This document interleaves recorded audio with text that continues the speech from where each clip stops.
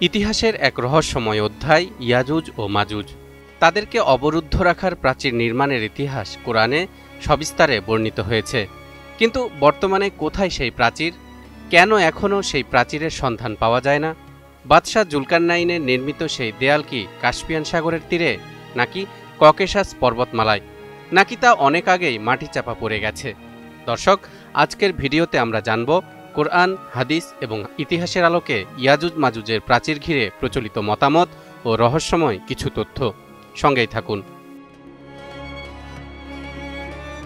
কোরআনুল কারিমে ইয়াজুজ মাজুজের প্রাচীর নির্মাণের ঘটনাটি বর্ণিত হয়েছে সূরা কাহফের 93 থেকে 98 নম্বর আয়াতে। আর এই ঘটনার সাথে জড়িয়ে আছে বাদশাহ জুলকারনাইনের নাম। ইরশাদ হচ্ছে, حتى إذا بلغ بين السدين وجد من دونهما قوما لا يكادون يفقهون قولا قالوا يا ذا القرنين إن يأجوج ومأجوج مفسدون في الأرض فهل نجعل لك خرجا على أن تجعل بيننا وبينهم سدا قال ما مكني فيه ربي خير فأعينوني بقوة أجعل بينكم وبينهم ردما آتوني زبر الحديد حتى إذا ساوى بين الصدفين قال انفخوا حتى إذا جعله نارا قال آتوني أفرغ عليه قطرا فما استطاعوا أن يظهروه وما استطاعوا له نقبا قال هذا رحمة من ربي فإذا جاء وعد ربي جعله دكا وكان وعد ربي حقا।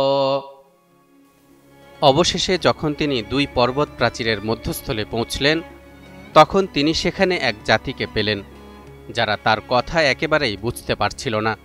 তারা বলল, হে জুলকারনাইন, ইয়াজুজ ও মাজুজ দেশে অশান্তি সৃষ্টি করছে। আপনি বললে আমরা আপনার জন্য কিছু কর ধার্য করব এ শর্তে যে আপনি আমাদের ও তাদের মধ্যে একটি প্রাচীর নির্মাণ করে দিবেন। তিনি বললেন, আমার রব আমাকে যে সামর্থ্য দিয়েছেন তাই যথেষ্ট। অতএব তোমরা আমাকে শ্রম দিয়ে সাহায্য করো, আমি তোমাদের ও তাদের মাঝে একটি সুদৃঢ় প্রাচীর নির্মাণ করে দিব। তোমরা আমাকে লোহার পাত এনে দাও। অবশেষে যখন পাহাড়ের মধ্যবর্তী ফাঁকা স্থান পূর্ণ হয়ে গেল, তখন তিনি বললেন, তোমরা হাঁপড়ে ফুঁক দিতে থাকো। অবশেষে যখন তা আগুনে পরিণত হলো, তখন তিনি বললেন, তোমরা গলিত তামা নিয়ে আসো, আমি তা এর উপর ঢেলে দেই। অতঃপর ইয়াজুজ ও মাজুজের দল তার উপরে আরোহণ করতে পারল না এবং তা ভেদ করতেও সক্ষম হল না। জুলকারনাইন বললেন, এটা আমার রবের অনুগ্রহ। যখন আমার রবের প্রতিশ্রুত সময় আসবে, তখন তিনি একে চূর্ণ বিচূর্ণ করে দিবেন এবং আমার রবের প্রতিশ্রুতি সত্য। এখন প্রশ্ন হল, বাদশাহ জুলকারনাইনের নির্মিত সেই প্রাচীরটি পৃথিবীর কোথায় বা কোন এলাকায়? এ সম্পর্কে নানা মতবাদ প্রচলিত। একটি মতবাদ অনুসারে কোরআনের বর্ণনা অনুযায়ী অরুণাচলে, যেখান থেকে সূর্য উদিত হয়, সেখানে ইয়াজুজ মাজুজের হাত থেকে জনগণকে রক্ষা করার জন্য দেয়াল তুলে দিয়েছিলেন জুলকারনাইন, আর সেই স্থানটি পাহাড়ের প্রাচীরের মাঝখানে।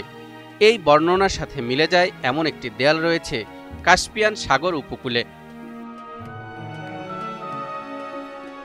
ইতিহাসবিদদের মতে এ দেয়াল তৈরি করেছিলেন সম্রাট আলেকজান্ডার, যা তৈরি করতে লোহা ও তামা ব্যবহৃত হয়েছে। সেখানে একটি তোরণ রয়েছে যেটি কাস্পিয়ান গেট বা আলেকজান্ডারের গেট নামে পরিচিত।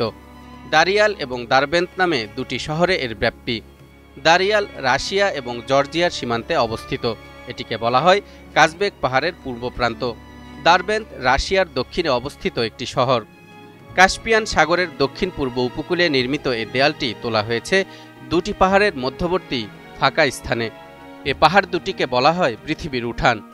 আলেকজান্ডার নির্মিত এ দেয়ালের উচ্চতা ২০ মিটার এবং এর পুরুত্ব ৩ মিটার। অন্যদিকে আল্লামা হিফজুর রহমান সিউহারবি রহমতুল্লাহ আলাই তার কাসাসুল কুরআন বইতে লিখেছেন, ইয়াজুজ মাজুজের দৌরাত্ম্য বিশাল ভূখণ্ডব্যাপী বিস্তৃত ছিল, তাই যুগে যুগে পৃথিবীর বিভিন্ন অঞ্চলে বেশ কয়েকটি রক্ষাপ্রাচীর নির্মাণের কথা ইতিহাসে পাওয়া যায়। যেমন চীনের মহাপ্রাচীর, যা চীনের জনৈক রাজা তৈরি করেছেন। দাগেস্তানে অবস্থিত আরেকটি প্রাচীর রয়েছে। আরেকটি প্রাচীর ককেশাস পর্বতমালার উচ্চভূমিতে অবস্থিত। এই ৩টি প্রাচীরের মধ্যে শেষ দুটির ব্যাপারে অনেকের ধারণা যে এর কোনো একটি জুলকারনাইনের তৈরিকৃত হতে পারে। কেউ কেউ প্রশ্ন করেন, জুলকারনাইনের প্রাচীরের যদি সত্যি অস্তিত্ব থাকে, তাহলে তথ্য প্রযুক্তির এই যুগে যখন দুনিয়া হাতের মুঠোয়, আমরা তার সন্ধান পাই না কেন? এর জবাবে ইসলামিক স্কলারগণ বলেন, কারো খুঁজে না পাওয়া অস্তিত্বে না থাকার প্রমাণ নয়, কেননা এই আধুনিক যুগেও এখনও বিভিন্ন পাহাড়ি ভূখণ্ডে বা সামুদ্রিক দ্বীপাঞ্চল থেকে নিত্য নতুন এলাকা ও মানবগোত্রের আবিষ্কার হয়, যার খবর পৃথিবী এতদিন জানতই না। তাই হয়তোবা জুলকারনাইনের প্রাচীরটি কোনো পর্বতমালার নিচে মাটি চাপা পড়ে গেছে, অথবা তাদের ভূখণ্ড বিশাল কোনো জলরাশি বা বরফ অঞ্চলের আড়ালে হওয়ায় আমরা তার খবর পাচ্ছি না।